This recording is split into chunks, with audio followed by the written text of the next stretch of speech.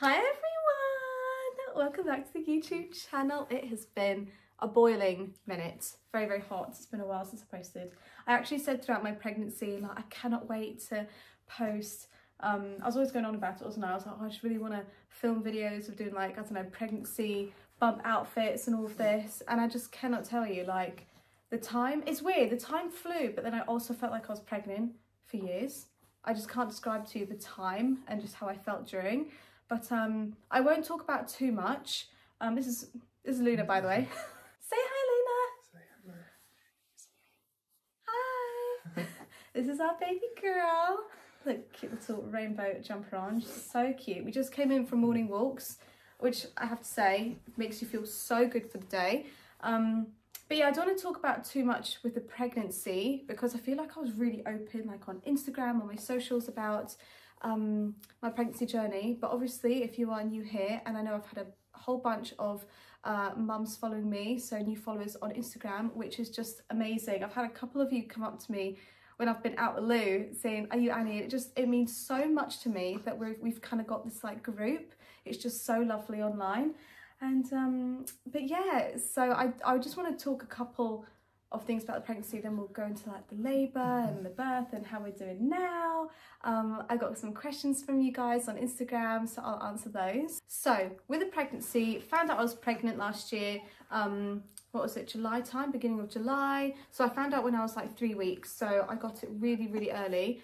And I've been open about what vitamins I was using, what I was eating and things like that. So if you go on my Instagram, there'll be like highlights with like lots of details when I was pregnant. But I just want to quickly talk about the kind of stages of it, I guess. So I wasn't sick. You guys know I've got an awful sick phobia.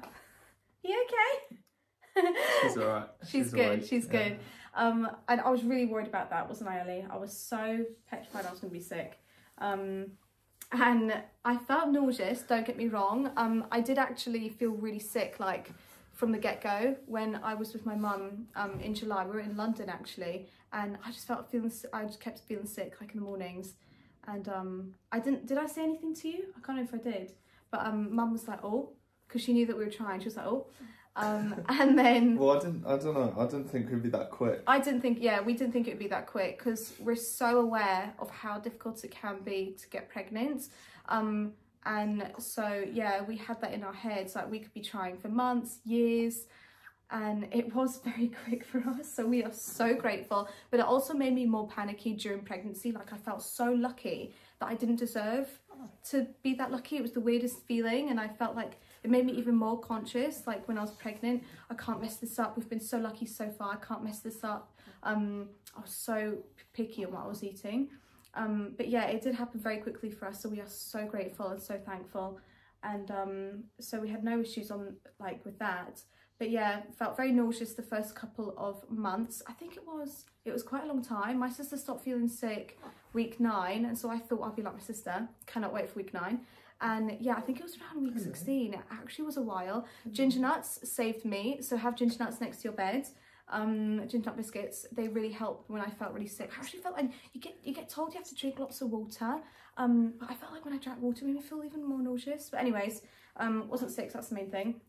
The nausea stopped, and then went into the second trimester, which I felt was the most fun. It was when like my tummy was showing. I was having fun with like clothes. I was like, oh, look at when I'm pregnant. I went, oh my gosh, the next part is the third trimester, and then she's gonna be here. And how did you feel during the pregnancy, like, with everything? I feel it got quite difficult towards the end. I can't really remember, I'm not going to lie.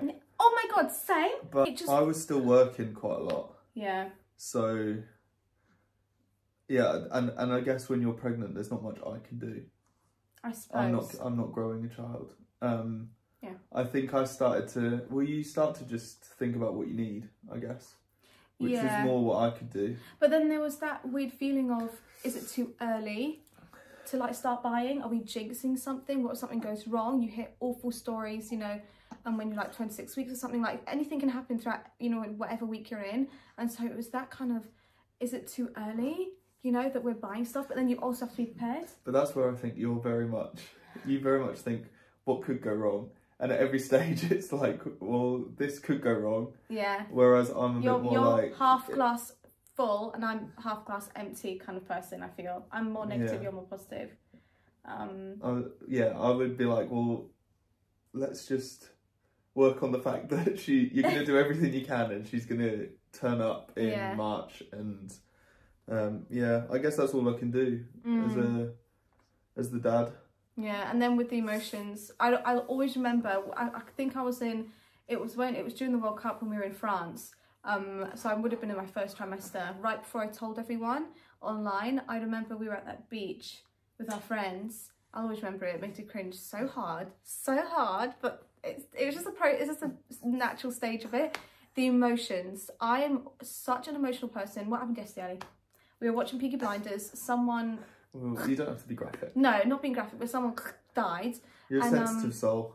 And I was like, oh my God, turn it off! And I was crying. So this is me. I mean, obviously I've got the postpartum hormones or whatever, but I've always been very emotional. Still got it now. Like this social anxiety. I was with my best friends. Like there's no awkwardness at all. We were at the beach with our partners and I generally just felt this... You thought you weren't being fun. Yeah, and you felt like you couldn't be included because everyone else was having a drink or two. Yeah, and I was like, oh my God. Excuse me. I wonder if you can hear it on that.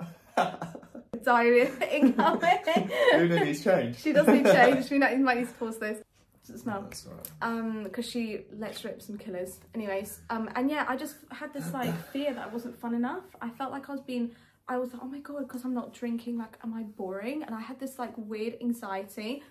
I was sitting on the, sitting on the summer, sitting on the, you know, one of those beds, and I just started crying. I was like, I was just like whale crying, you know, and you cannot control yourself. And my friends came over and said, oh my God, are you okay? And I was there with my chocolate milkshake because dairy was like my big craving when I was pregnant. And it's funny now because she's got intolerance to it and I can't have it now. So anyways, I was drinking that and I was just like, oh, I'm just so scared of being boring. Like, I feel like I'm not included. And all the boys look at me like, is she okay?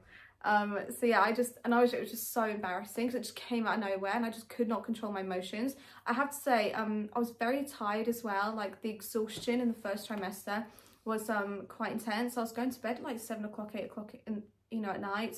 And then yeah, second trimester was fine. I mean, the emotions were still there, and it was probably when I didn't feel I felt the least tired. And then the third trimester just felt, it was so weird though, because I was like, oh my God, it's going so quick. But then I look back and think, and I remember being like, oh my gosh, like this is going so long. The hip pain at night, so you need to get the pregnancy pillows. You need to find a position that works for you because every night was tricky, wasn't it? Everyone's like, oh, sleep. Like you won't sleep when the baby comes along. But I found in those last couple of months, or the last sort of 6 to 8 weeks, because you're so uncomfortable, the sleep's broken anyway, it kind of sets you up. Yeah, and I'm like moving about because the hips, like, because you can't lie on your back, so I either had on my left or my right, and the amount of times I had to move, and then that wakes Ali up. So we are going on to the labour, the fun part as well. I want to be quite careful on what I say on here as well, because I know there'll be a lot of mums watching this, well, soon to be mums watching this, and I just want to say, I don't want to scare any of you guys. I want to be very honest, but I will also miss out a couple of bits in a way. I reckon you should say every single person's going to have a different experience. Yeah. So like, you can explain yours to whatever depth you want to explain it. That's true, actually. But, you know, it doesn't mean your birth every single person, whether they've given birth or they're going to give birth. It's good to prepare. And it's good to have a plan. I mean, it's good to have a plan and it's good to be prepared, and obviously everyone will have their own timeline stuff. But, like, ours could have been different, you know. Yours is different to everyone, you know. So, like... I am just going to be transparent about how it was for us. And yeah, like Ali said, it doesn't mean it's going to happen to you. You could have a better, you could have a worse experience. I don't know. But for us, I'm now looking at it. It's so funny how you look at your birth from when it's just happened to a couple of months later. I'm now like craving another newborn, but we'll get onto that. So yeah, you do look at it in a different light. So basically she was due on the 26th and she was born on her due date, which makes you a very special baby. Yeah, we went for a scan, like a private scan, a couple of weeks before I was due, just because I wanted to get a rough idea of how big she was, because I felt my belly was really big and I felt like she was big just in me.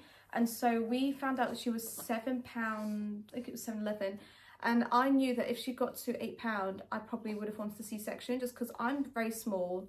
I'm like 5 foot, I'm very small in frame, and I just felt in myself, I don't know if I would have been confident to push her out at 8 pounds. She's so cute. Look at her in the corner, get her more in the video because she looks so cute. Ah, hello. The 26th was the Tuesday, and the Friday before then, no, the Wednesday before then, I went in for my first sweep. Now, I'd heard different opinions about a sweep, and I didn't really know. I went in feeling I was anxious, but I felt strong as well. I was like, we'll just get it done. Everyone has to get it done. And for me, I'm never ever getting a sweep again. I'm just making that very clear. I did not have a good experience. It didn't go wrong at all. I just thought I was in shock. Wasn't it? Oh, she's gripping. Yeah. Oh, she's gripping. She's holding a rattle. Nice oh one. My God. Nice one, Get in that video. This is new. This is a new thing. She's in, yeah, apparently she's meant to be gripping. She's like rolling over. There's quite a lot going on at the moment, isn't there? Well done. So yeah, I had the sweep, and we found out that I was 1 centimetre dilated, but I don't know what I was expecting, but it was very quick, but it was very like intense, and I did cry during it, I'm just gonna say, and it was very awful, and they actually wanted me to go back for a second one. You okay? They wanted me to go back. Are you gripping this now? They wanted to go back for a second one, and I refused, just because I thought it was awful. And so I was 1 centimetre dilated. Then I was hoping to go up a couple of centimetres more, but by the Friday, so 2 days afterwards, we went into hospital, thinking that I was gonna give birth, thinking that I was gonna be a couple centimetres more, and maybe they would do my waters, but I only went up 1 centimetre, so I was 2 centimetres on Friday, and I was like, I don't know if I want to wait around for a couple of days in this induction ward. It was all very overwhelming. Like when they were showing me around, I was like so scared, wasn't I? I was very, I just didn't feel comfortable. It didn't feel it wasn't the right time. I don't think you were ready. No, it wasn't. And so we decided to go home. Over the weekend, we were gonna do everything. We had the ball out, we were going for walks. And I was hoping to go up from 2 centimetre to 3, because when you reach 3 centimetre, they can actually manually break your waters. So I had that in my head. Over the weekend, I was listening to like pain-free birth podcasts, and I was like practicing my breathing. I was like, this is gonna be so zen, this is gonna be so amazing. Went in on Monday. We knew we were staying in no matter what. If I needed to be induced, then so be it. And yeah, nothing happened over the weekend, so we went in on Monday at 5 p.m. and she checked me, and I was still 2 centimetres dilated. I was like, no. So I mean, it's not the end of the world, but you hear that the contractions are easier when you naturally give birth. Do you want me to pick that up? Are you okay? I got it. And when you're like induced, apparently the contractions are more intense. So I kind of had that on my mind, but look, I was like, I just want to get it done. At this point, I was like, let's go, full steam ahead. So she gave me the pessary, which is like a gel, kind of like in a tampon, and they just put that up, and they tell you that it can take 15 hours for it to kick in. You can take up to 3 apparently, and I was like, oh my gosh, like you just don't know. As they said, we'll come back to you at 11 p.m. to check on you, and literally within half an hour, I started getting these like feelings, and it's the weirdest thing because I was actually, when I was home, especially over that weekend, I was getting like little feelings, and I was like, are these contractions? Like, am I starting to give birth? Is this labour? And everyone tells you, you know, when you go into labour, but like, I was actually so scared I was gonna like, not miss my own labour, but I genuinely was like, so scared, like not knowing what contractions feel like or whatever. And so, yeah, within half an hour, I started getting these feelings of like, I guess they were a little bit like period painy, but then I was like, do I just need the toilet? Am I just anxious and nervous? And yeah, so I wasn't really sure, but we started timing them, didn't we? And they were kind of a little bit all over the place at first. My mum looked quite confident that it had started, but that's just very, very early for it to start within half an hour. It kind of progressed to the point where then they were like, have a No, they told you to get up and move a bit, didn't they? They told you to go up the stairs sideways. Well, the thing is, I was getting more uncomfortable, so I just wanted to lie down. But they were telling me that the worst thing to do when you get introduced is to be lying down. You have to be up, moving about, trying to get the waters, you know, and try and break the waters or whatever. So we went for a little walk, and I'm not kidding, within 10 minutes. Whoosh, yeah, you got halfway up the stairs sideways. Yeah, sideways walking, that did it. And yeah, it just, I thought I was weeing. I was like, oh my God, I'm weeing myself. And it just wouldn't stop. And I was wearing like those really thick Adanola tracksuit bottoms, and they just sucked them all up, and I was like, ah! It was so horrible. But yeah, it was just a surreal experience for waters to break. And then I was looking at Mum and Ali like, shit, it's real, it's happening. Then I went back. I was kind of shaking a little bit because I was really nervous. Does she want a bottle? Do you want a bottle? Oh, there we go. We just had to give her a bottle. She was getting a bit fidgety. Waters broke. I then went back to the room. I was like very nervous, but all the nurses were very calm. They were kind of like a bit too calm, I feel, kind of like annoyingly calm, because at the end of the day, they were coming back at 11 p.m. to check on me, and she came out just after midnight. And so I feel like they just didn't believe like the intense of the pain I was feeling. And which was like kind of infuriating, I can't lie, and in the moment. And so the waters broke. I lied down. The contractions were starting to get really bad. My mum and you, Ali, guys were like, look, we need gas and air for her. And then they were like, let's put her in a bath. And by this point, I did feel a bit like the contractions were getting really bad. And so they put me in. Oh, is she okay? Oh, darling. Oh. And they put me in the hot bath, and we tried to put my playlist on, but at this point the pain was so bad. I just wanted to get out the hot bath, you know, when you just feel uncomfortable and you're in a hot bath, you feel hot and clammy and just uncomfortable, like the pain. I was like, no, just get me out of this bath.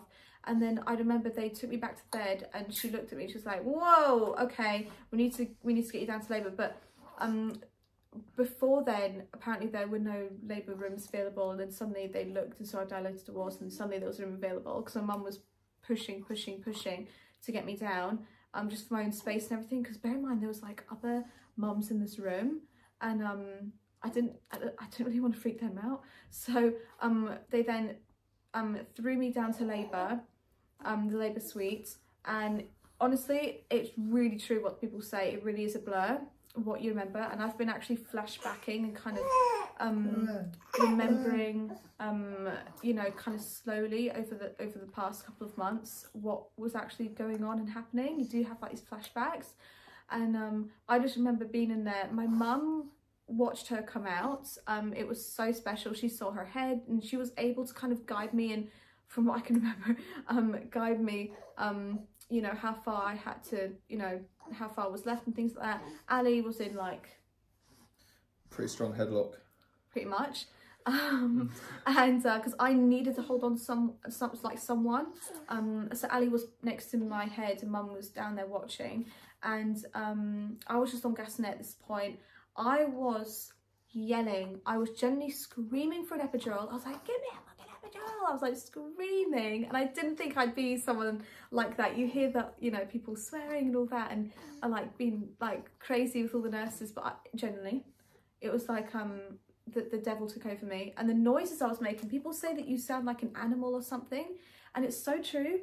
Like the noises when you push that you make are just out of this world. And but I wouldn't have been able to do it without my mum and Ali. Honestly, they were guiding me, they were helping me so much. I just remember being in this moment, it happened very quickly, being in this moment of I have no other option than to push for both of our lives. And when you have that, your head is telling you, you just have to do it, you have to push in that moment. I tried pushing outside of contractions and it doesn't work. Your body starts pushing. So when I was up in the induction ward, I was saying to Mum before I went down to push out, I was saying that I think I'm starting to push. I remember saying that, I think I'm pushing. Your body starts pushing for you. It's the most amazing experience and bizarre feeling.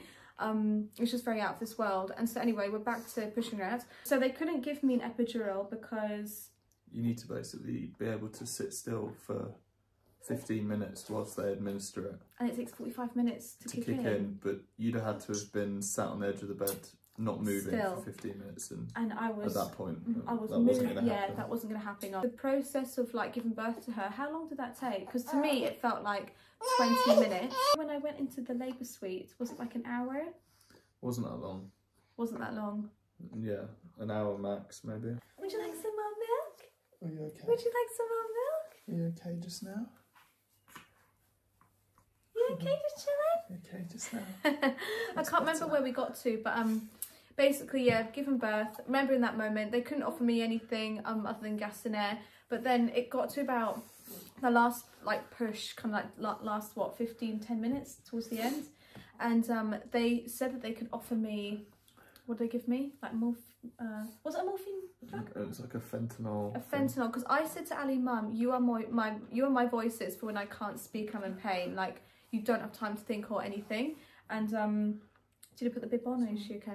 And so I said to them, I don't want any morphine drugs. Why did I say no though? I can't remember why I said no. I think it like it can affect the baby. And so I just remember saying no. But in that moment, because I was in so much pain, I was literally screaming like, give me anything, give me anything. I was begging. And obviously that puts Ali and Mum into a very awkward position. You and Mum were looking at each other like, do we... Who's going to be the one to say yes? Yeah. And then fear the wrath of you after. Yeah, and so they were kind of really in a sticky situation, but you eventually... At that point though, especially with the one that they ended up giving you, it was like she was basically out. So in terms of the transfer, it was like... You said that you said the screaming, it just went quiet when they gave it to me. I can't remember this. So, because the contractions were so constant, I had no like break. I remember that feeling that it started off with when they were leaving your body, and then it came again because it happened so quick. The labour. Be careful what you wish for, because my mum was very quick giving birth to all of us. I think it was like literally Thea was like 5 hours, I was 4 and George was 2, her labour time, and so I kind of was aware I could be like my mum. But I was hoping to be like that because I know people that have been in hospital for days in labour, and you don't want that. I actually feel like women don't talk about how scary a quick labour can be as well. You always hear about long labours being awful and everyone wants quick delivery, but I feel your body goes into so much shock, you just don't have time to think, don't have time to do anything. So I actually feel we don't talk about that enough, actually, like how scary a quick labour can be. You said that when they put that that drug in, and it was like a... I think you could only use it once every 2 minutes or something, and so they were telling that you had to basically time it for when the contraction was about to hit. Yeah. But it kind of gives you something to focus on as well. Like, we messed up once, so it was actually quite funny, even though we were in obviously it was carnage, but you were desperate to press it and your contraction had just finished, and I was like, yeah, press it, go, because it had gone green, like it was green when you could press it. And you pressed it, and we were like, oh, shit. You were feeling great, but there was no contractions at that time. So that meant you had to go do the whole next one yourself. But I think, I don't know. I just didn't think we were just trying to distract you, but then when it was time to push, it was like, just go for it. And you did it quickly, to be fair. You have to push when your body's pushing, when you're having a contraction. I just could not push. I was trying to push when I wasn't contracting because I just wanted it over, but you can't. You have to work with your body, and it's so true when people say that. Oh, peach iced tea for you, little lady. And it's so funny because I really wanted to vlog the whole thing, didn't I? I really wanted to vlog it. I had my tripod with me. I think you had about 6 hours worth of music on a playlist. Yeah, you had about 3 different cameras and phones with you. Telling Mum what angles. You had your selfie light. I did have my selfie light. Funnily enough, that all goes out the window. It all went out the window. I mean, maybe by the 3rd one we can give that a go, but no, that just was not happening. And yeah, she came out, and it was just, and it's then like you push the baby out, and then you have to push the placenta out, and I have to say, I did not feel myself ripping. All I felt was this hotness. It was so burning hot, like my vagina was on fire. That's what it felt like. And yeah, but I did tear. I got was it 3rd-degree tears, and I tore internally around like the perineum area.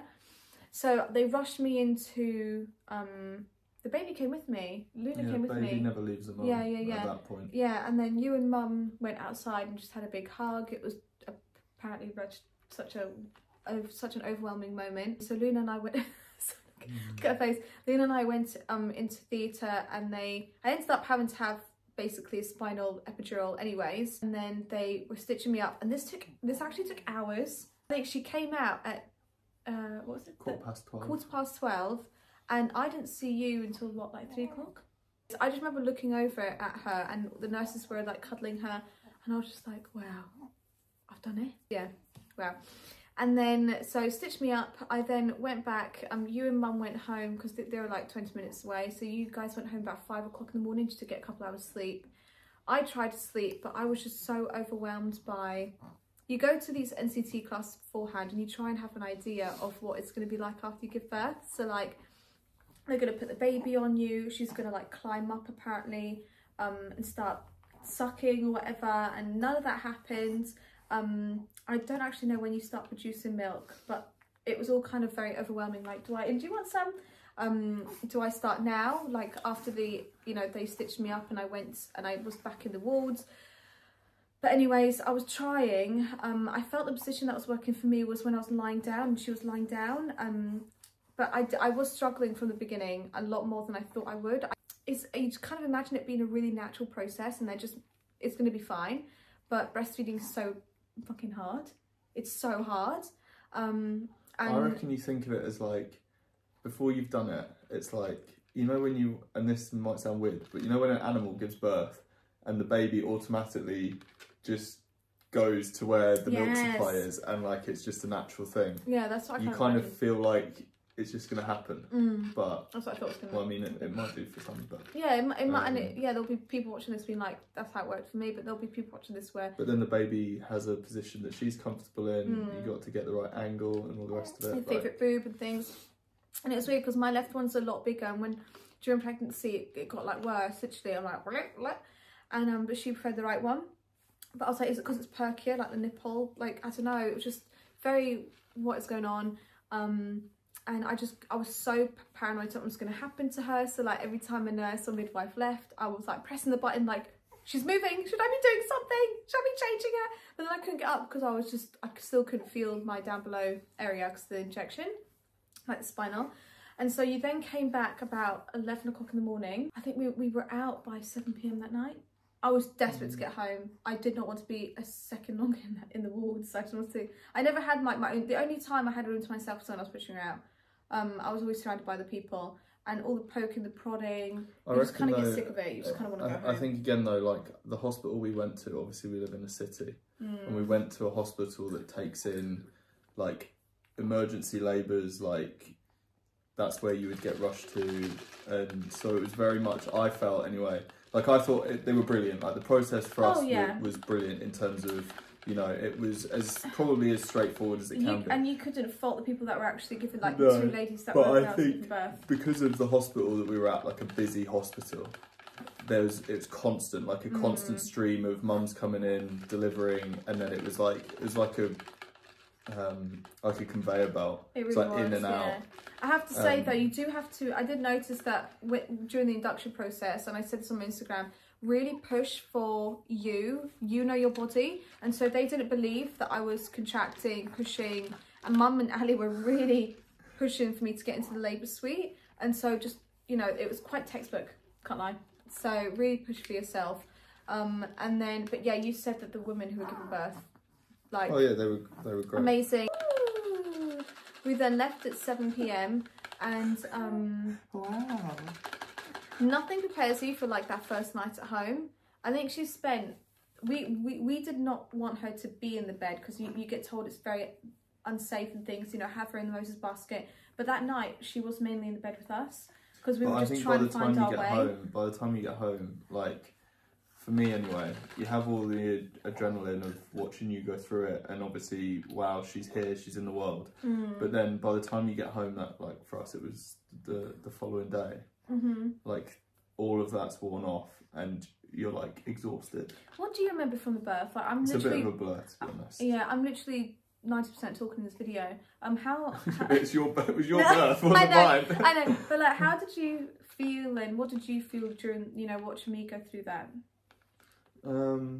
Obviously I just wanted you both to be alright. You feel quite helpless, don't get me wrong. Like, it's not me that's got to do it, but I just wanted, I wanted everything to go as well as it could. Like, you're in good hands. I mean, I don't have any expertise, but you're in a place where there's people around you that will get both of you. I think did it help having mum there as well? You weren't alone, you had mum there. I think you two were a good team. Yeah, we are, but, or we were. But again, neither of us can do anything. Like, we're pretty helpless. I think you just have to let the... Oh, you're talking. Ow. Hello. Oh, she's smiling. Darling. Oh, baby. Lena, look. What's that up there? Wow. Like, they say that women go into like a super mode for it. Like, it's a bit of a blur. It's a bit of a blur for me, but it was a blur for you. You do go into like, you're not on the planet, I don't feel. No. You're in like a superwoman mode. You said you felt, when I pushed, you felt my full whole body pushing. You'd never felt anything like that before. Like, Ali was like, I just could feel your whole body pushing. Yeah. But yeah, so we made it home. Honestly, this is actually a blur for me. I think, is this more of a blur than the birth for me? Like, the first couple of nights at home. We had mum. Mum was staying with us until she was week 6, which was the extra pair of hands, if you can get them. Unreal. We like definitely helps. Definitely even to just keep on top of the house, or like if you've got pets or whatever. Like, I think just having an extra pair of hands is and like so helpful. And like at night, because Ali was still working at this point. It was nearly the end of the season, but he was still working her games, and so him getting sleep was important. And so it was mum that was getting up with me at night, and so that was helping Ali. Honestly, so much respect for single mums and dads out there, because wow. But yeah, so she was in the bed, I think, with us for the first couple of nights, but then we were saying we need to get her in that most basket to get her used to it. But I could not be hands-on. I imagined, because I gave birth like vaginally, I thought I was gonna run out. You hear all the kind of aftercare for C-sections, and I thought I was like gonna come out running home, like hands-on, let's do this. But when the spinal, when that all that numbing like disappeared, I was honestly, I was gone. Like, the pain of the stitches down below, I was so not ready for. The itching, it was just the sharp. I can't describe to you the pain, because all I wanted to do was sit down and lie down, because I was fucking exhausted.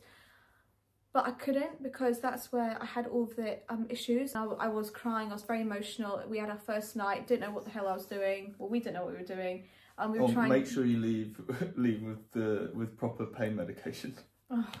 Once your epidural and all that's worn off, funnily enough, it's still sore. Paracetamol does not cut it. No. The midwife came out the following morning, was like, you are really sore, you need to go and get checked.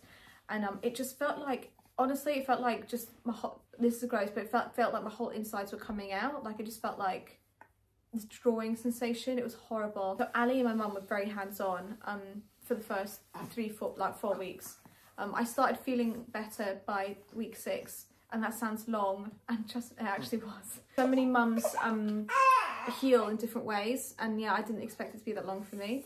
But yeah, so I then, the second week, got mastitis, which was very intense. I was kind of like worrying about it, because I knew about it, and I'm worried that I manifested it in the wrong way, because it was constantly in my head.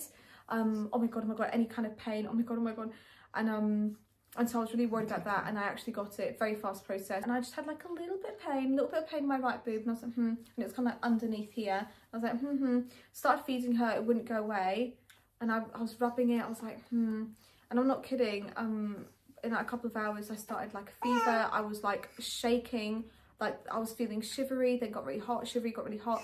I was lying on the sofa crying, so I was like, I can't feed her, I can't feed her. So she lost weight when I gave birth to her, and she came out at 7:14. She went down to 7:2, and so that first couple of weeks, we had like a diet plan for her to get her weight back up, and so we introduced formula. Ali's never moved so fast. When that midwife said you can give her a bottle, you were so excited. He went and got some formula. We gave it to her.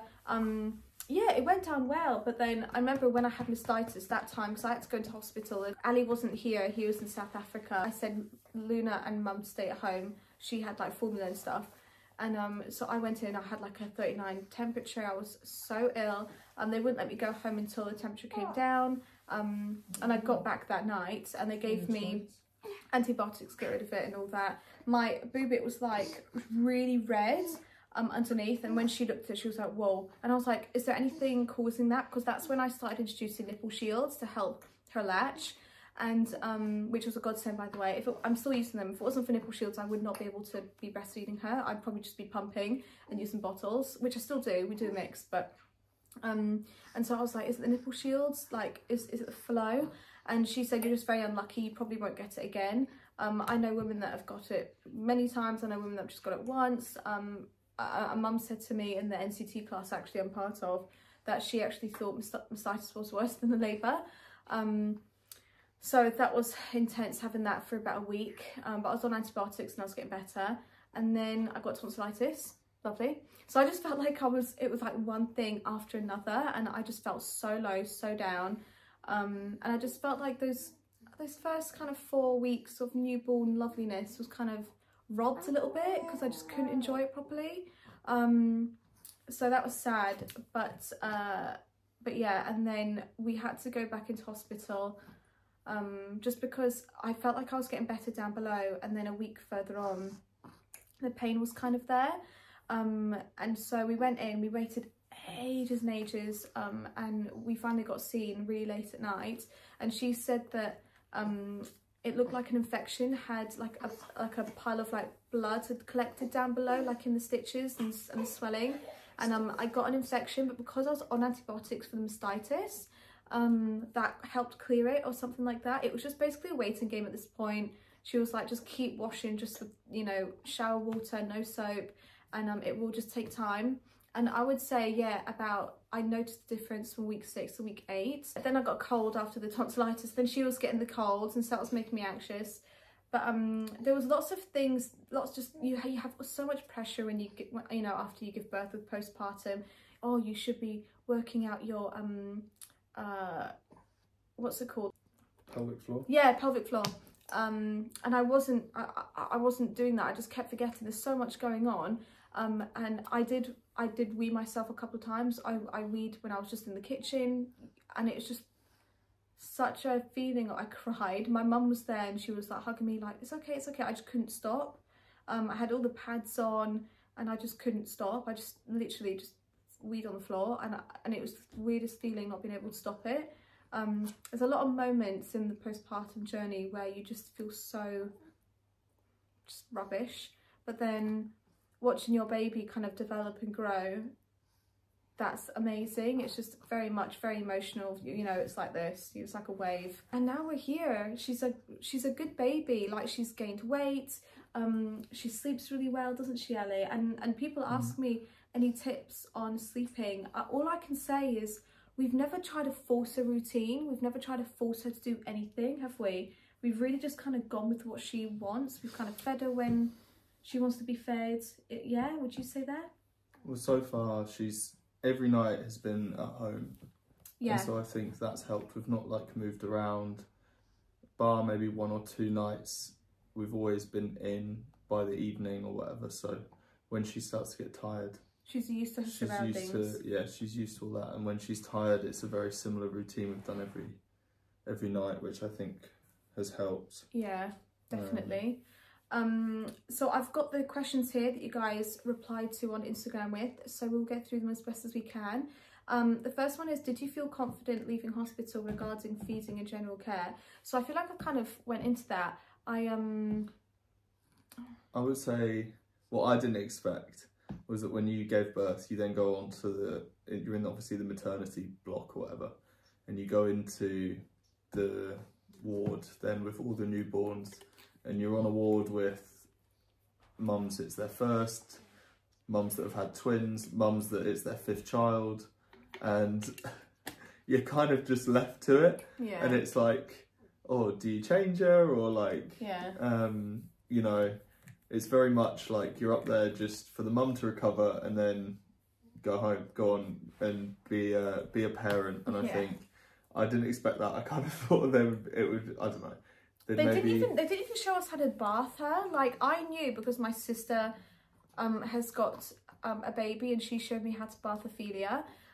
So if I didn't know, But then at the same time, I'm thinking it's like, again, similar to an actual pregnancy, everyone's going to be different. Like, and it's about you, I assume, well, like we have, what works for you. You go home and you have to figure these things out, especially with your first. It's not going to be perfect. We were told with her weight at the beginning, we had to keep waking her up every 3 hours for her to feed her to gain her weight. So once she was gaining weight and she was comfortable at a really good weight by like week 6. It is common that, like, so you said about her birth weight and then her weight when she got home. Like, it's common for the babies to lose weight like that first couple of days. I think then when your midwife or whoever comes out for that first week, as long as they're then putting weight on to get back to birth weight and obviously beyond, I think that's the only important thing. But they are going to lose weight. They are going to lose weight, And then you just kind of, it's every 3 hours. The midwife will say that every 3 hours, like, you have to wake up and feed them. And you do have these moments of, you're up during the night, like, is this what my life is like that night? Like, is this what my life is like now? It's so intense. And you're like, oh my God, what have I done? These are all so normal. Like, these thoughts are so normal. And I just kept getting told it'll get better, it'll get better. And in the moment you're like, I just don't see how I can leave the house. How do mums leave the house? I felt so trapped, but now we're going out nearly every day. And now she's obviously... You find a routine that works for you. That lasted a few weeks, and then even now she's obviously still young, but she changes all the time. She sleeps from like 11 till 5:30, 6, and it's like, okay, you've got a bit more of a solid sleep, and it's not lasted forever. And then like the next step, she might go to bed a bit earlier. You get your evenings back a bit more. Apparently, when they reach month 4, all hell breaks loose. Apparently, so you hear so many different things. You just got to roll with it. So at week 6, she gained really good weight. We noticed that I was waking her up instead of she was waking us up during the night. So we just thought, let's just let her sleep and see how long. And she slept for like 6-7 hours. I was like, oh my God. But obviously I have to pump. So I wake up like once or twice during the night to pump. With the whole kind of feeding thing, I could see instantly when I was trying to feed her, you know, after I'd been stitched up and everything, and I was back in the ward, that it was quite tricky. And so I knew that I was going to have problems with kind of how it's going to work and finding my way. And the first week I noticed that she was feeding a lot more from the right one, and she wasn't latching properly with the left one. It wasn't so much the latching, she was latching, but she wasn't staying on long enough. So she sucked like 5 times and then came off, and I don't know why she was coming off. And so yeah, that's when I reached out on Instagram and you guys mentioned nipple shields. We hadn't got them. And you remember that moment, I put them on and she latched instantly and stayed on there and had like a 30-minute feed, and I just could not believe it. I was crying, I just could not believe it. But yeah, so the next one is, did you get any baby blues or anxiety about germs taking the baby out pre-vaccinations? Yes. I was so anxious and nervous. Annie's a clean freak. I'm a clean freak. Sanitize your hands after you've touched the trolley at the supermarket. I'm sorry. Sanitize your hands when you get in the house. Of course. Whereas I'm like, I guess it's quite hard telling you can't people protect to them wash forever from everything. And it is quite awkward, like telling people to wash their hands when they come in. The midwives do it naturally, but like, and so we didn't actually have a lot of people visiting her. Well, the first 6 weeks she hasn't got an immune system, so it was probably more important then. Yeah, but, we were getting told that family wants to see her, grandparents and all that, and just when I'm ready, I think it was the fact that I was recovering and it was taking a lot longer than expected. You know, I just, you do want to protect them at all costs, and so you do go into like this motherly like protection mode. So yeah, I was very anxious at the moment. She's only ever caught like colds, And that's quite worrying because straight from the get-go, she's always been a very snuffly baby, like very kind of like, and so I was always scared about her breathing. I was always on the phone to the GP being like, is this normal, is this normal? But peace of mind, do not worry what other people think of you. Like, if something will help your peace of mind, do it. You okay? It's done. Oh, wow. It's hard to burp a baby, by the way. That takes time to know what works. Over the shoulder or holding her by the cheeks and kind of doing that, I feel helps. Let's have a look. Are you breastfeeding or using formula? So yeah, I explained that, breastfeeding. Because so we were giving her formula, but the first couple of weeks she was okay, but she started projectile vomiting it up.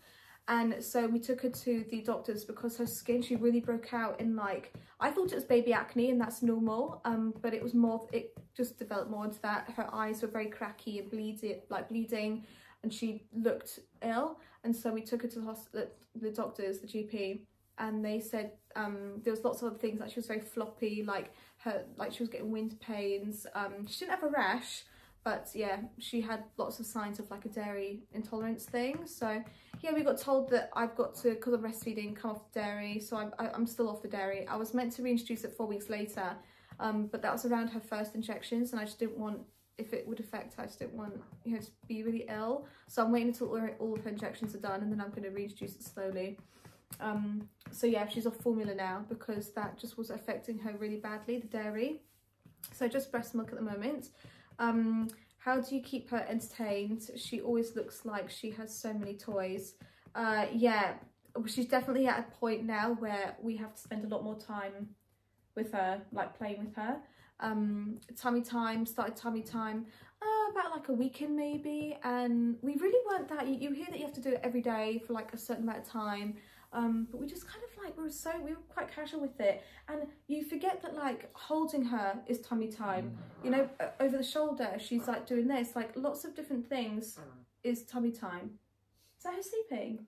No, I think so. Don't put too much pressure on yourself with that, but you do notice the signs. She started becoming very fidgety and frustrated in the evening, and when we put her down to play, because I don't usually play with her in the evening that much, usually kind of like during the day. And yeah, at the moment she needs a lot of stimulation.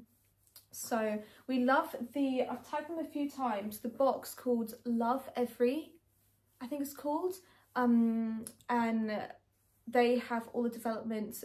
We've got gifted a box from them, and it has all the development toys in there, so they've been amazing. And we've got that play mat again that I've been tagging on my Instagram, we got from Mamas and Papas.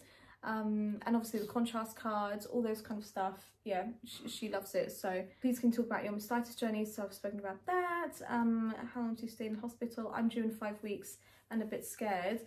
Honestly, it's so normal to feel scared. It's just so overwhelming, so new. You don't know what is what, don't know what to expect. Like I said, we were in not that long. But I know people that, you know, when you have a C-section, you could be in for a couple of days. Like Ali said, the baby will come out in a strange way, because we went in on the Friday, it was like a dummy run. We went to the same ward where you would get induced, and like that was another thing actually. They were really good. Like we turned up and we weren't ready, or Annie wasn't ready, and none of us were, to be fair, because we didn't really know what was going to happen. But the fact that we went there and you saw where you were going to be and all the rest of it, in a weird way, it definitely helped. By the Monday, we knew, no matter whether you were 7 centimetres, 10 centimetres, 2 centimetres still dilated, that we were going in, and that was it. That was D-Day. We were leaving with a baby. That definitely helped. And so people who get like a C-section, like a planned C-section, that it's kind of that. You kind of know. You know, it's like we knew. I've got here names you loved but didn't use. I just recorded that, so I'm going to tag the TikTok down below, so you can go and watch that, because I've got a whole bunch of names that I loved, and if we have another girl, we might use one of them, so I'll tag that. And newborn must-haves, I did a story on this, so I will tag all of those down below in the description box, because they are godsends. That rocket that you put on a pram, a wonderful invention. Just, yeah, so many things there that we've absolutely loved, so go and check that out in the description box. How are you finding breastfeeding 7 weeks postpartum and still struggling with oversupply? Does it get easier? this is so normal to like overproduce at the beginning. I had like, there was so much milk, and I got told by a specialist actually recommended, because I was pumping for like 20 minutes ago, and she was telling me, do not pump so you're empty, pump so it just kind of takes the edge off. So I started pumping during the night for like 5 minutes, maximum like 8. I have fallen asleep, and then I've woken up and it says 15, so that freaks me out. But yeah, I changed that, and it takes about a week, 2 weeks, you know, for your breast milk to kind of adjust to the changes. Sleepy. She's too heavy. She's too heavy. She's too heavy. I know, you've held her the whole time. And but yeah, and so I started doing that, and what a difference, because she doesn't feed during the night at all. Yeah, it really helped with my supply. But it's so normal to like, because you're just like, so wow, look how much I'm pumping, look how much I'm producing. You're just like, wow. And then suddenly you've got like all these bottles in the fridge and all this milk, and it's like, you're like, oh God, what do you do? But yeah, I thought that was a really good tip. Where did you come up with the name Luna? I actually feel like it was always going to be Luna. In our first year together, we were just randomly talking about baby names, and it was the first name that Ali liked. And yeah, it's just always, it was always Luna. When I was pregnant though, I had the, oh my God, she's gonna have this name forever, like I'm gonna look into other names, but we always went back to Luna. And then my mum had a really good idea of, because we have our rabbit Florence, and you guys know, if you followed me on for a while on Instagram, you'll know how much she means to us, because she was our first pet. And we just adored Florence so much. Mum said, why don't you have her middle name Florence, and then Flo is with us forever? And I just think that was such a lovely idea. And so yeah, that's how I've called her, Luna Florence Price. She's got your last name for me.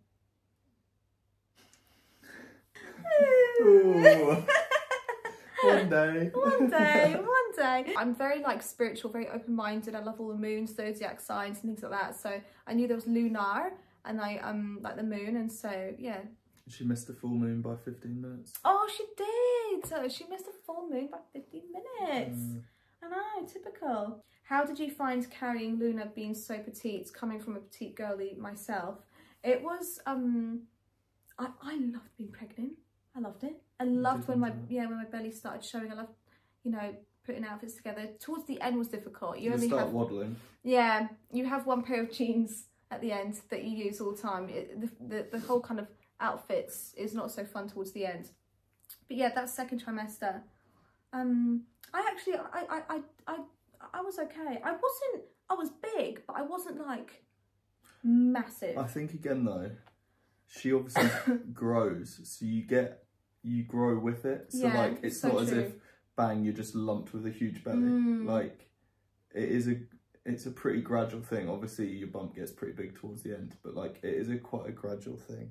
It is, and it's also that afterwards as well, because when before Luna and I was holding my sister's baby, I was like, oh my God, she's so heavy.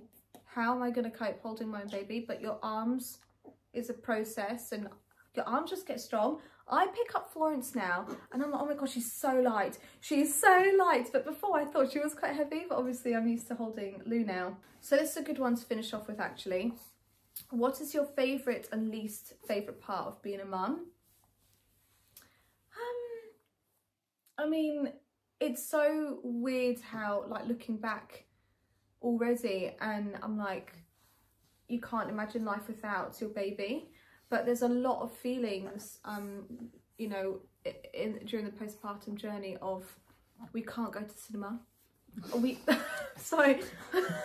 We're not even that big a film watchers, so we don't watch films. We love going to the cinema. I don't know, it's just, yeah, we you know, we didn't really sit down and watch movies at home, but we just loved leaving the house and going to cinema. The spontaneous things, leaving the house is never the same. And it's that, because I don't drive either, I had the anxiety of like using Ubers. I was trying to learn driving before I had her, and I just didn't manage to get it done, so that's why. And so yeah, it's kind of relying on Ali. You do feel this kind of like trapped feeling. There's so many different feelings after you give birth, but she's nearly 3 months now. We're nearly at the 12-week stage, and I would say that we're in a really good place, aren't we? We try and get out every day. She's doing so well. I think it's so strange. It's just like how quickly it's suddenly like that's your life. Yeah. You can't like there's no point in complaining about it, no. but like you almost don't want to. I think the difference between like, I don't know, handling nieces and nephews or friends' babies or whatever compared to your own. Like I was always one that you'd be like, you'd have a cuddle with a baby or it'd start crying and you're like, oh, go back to your mum or whatever. Whereas I think it's just different. You see her grow, you see her change, like new things every day. Like now she's trying to roll over. Well, last week she wasn't trying to roll over and she's trying to grab things. I think like suddenly that is your life and like it's just 1 minute she wasn't here, you were preparing for it, and then next she is, and it's like, well, that is your life. Yeah, you have no option. You have no choice. You have to get on with it. But I think it is the most amazing thing. It's so rewarding. Like, it's so rewarding. Yeah, and it's the unconditional love as well. I cannot believe, because you see other babies and they look at their mums like, wow, I cannot believe that she looks at me like I'm her mum. Oh, she's yawning. Oh, bless her. You're boring her. But yeah, I just can't believe that, like, in the mornings I look in her most basket and she looks up at us and smiles, and that smile, and she loves us, and you feel that, and it's just, that love is just amazing. Least favourite thing about being a mum, I think it is that kind of, whoa, like this is your life, everything changes. You can't look at adults only hotels anymore when you go on holiday. You can't go to cinema. You can't do first world problems. You can't do, you can't just do like spontaneous stuff like that. And it takes hours to leave the house, but we're getting a routine now where it's getting a little bit easier and quicker. But yeah, I think it's just the shock of everything. And I would say it is the anxiety. I've got really bad social anxiety at the moment. The postpartum sweats, don't get me started on that. There's so many things that nothing can prepare you for, but wow, you have like this little mini human. And like I always complain about my body, like, oh, you see people, you know, getting their body back quicker than you are, and it's just all of that, and you're like, oh, you don't feel like yourself. But I also try to remind myself that, like, how can I hate a body that created her? You've got to try and switch and look at the positive. It's so much, like, it's easier said than done. But yeah, you just look, and also I have to say, when you give birth, to me, I felt it was quite traumatizing for me. But then I also feel like, can I say that because nothing happened to her? We had no difficulties, but the pain and the process of it to me was traumatizing, and very like shocking. I just couldn't believe, the whole like how that went. But I also feel very lucky that we had no issues with her either. It's very important to talk about it after you give birth. I could not stop crying after I gave birth. Every time I literally spoke about it 10 times a day. I cannot believe this happened. I can't believe that happened. Oh my God, I can't believe that happened. I'm starting to remember that. Like, it was just this emotional roller coaster after you give birth of just flashbacks to your birth. And Mum said that it's so important to talk about it. Oh, and yeah, so do not hold it in. It feels so good to cry and talk about it. Your birth, you know, however way it went. And now I look back, I think it got to like week 6 was the first time I could talk about it without crying. And I now look back, and in a way I'm like, oh God, I wish I had recorded. Obviously I couldn't have in the moment, but I'm like, oh, I wish I had recorded. It was so amazing. And I do want another baby. But I do remember coming out of hospital the next morning being like, planned C-section. That's the only way forward if we're gonna have another one. But yeah, you're you know, how you view it, you do view it in a completely different light. But yeah, I think all the other questions I kind of answered throughout the story time that I did. But yeah, we're 3 months in. She's in her leap 3, just gonna go into leap 4 soon. I've got Wonder Weeks, that's the app, someone asked me. It puts her leaps into your calendar, so download Wonder Weeks app. It's really good. It shows you like videos on what to expect in the leaps. But yeah, she's due her 2nd vaccinations in a week, I think, or 2 weeks. She had a temperature after her first one. I took her to the hospital, but she got over that. I think it's just all that, and then it's understanding Calpol. It's just so much stuff, and we're still learning. You'll always learn. Always learn. I'm probably going to turn this video off and remember something else that I should have spoken about, but I think we've got most of it. But yeah, just to remind you that every mum is different. How you heal, you know, the birth. I'm really boring her. That was a big one. That was a big one. So yeah, I really hope that this video helped you guys. If you have any questions, please let me know in the comments. And yeah, follow me on Instagram if you don't already, on TikTok. I really open up on Instagram. So we've got a little channel, you know, that channel thing you have on your profile. I've just started that. So just to like really connect with you guys, send me DMs, I'm always in those. And yeah, I love the little mummy group. Absolutely love it. So yeah, we're all in it together. And like I said, everyone is different. I have to say today, I've managed to get into my Adenola leggings for the first time without feeling like I can breathe. So yeah, that's taking longer than I thought it would. But Ali was like, you are literally 3 months after pushing a human out. You need to be like more kind on yourself, more patient. I'm very impatient. So patience, really, you have to be patient for the postpartum process and healing journey. But yeah, I'm really bad at saying goodbye on these things. That's us. That's us. Hope you enjoyed. Do you want to put Luna to the... Luna! Say bye-bye. Say bye.